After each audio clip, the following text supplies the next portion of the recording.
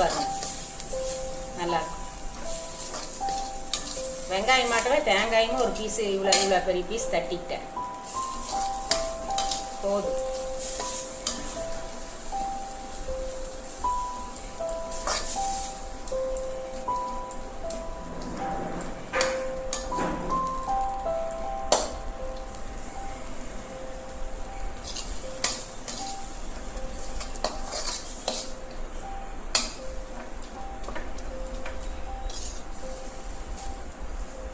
Ready ஆயிடுச்சுங்க.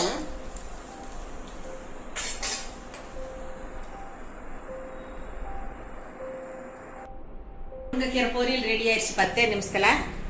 பாருங்கள், செஞ்சு பாருங்கள் நீங்களும். நான் வெங்காயத்தையும் தட்டிக்குவேன், தேங்காயும் தட்டி போட்டுருவேங்க. இது ஒரு மாதிரி நல்லாயிருக்கும், திரும்பி போடுறதில்ல. நீங்களும் செஞ்சு பாருங்கள்.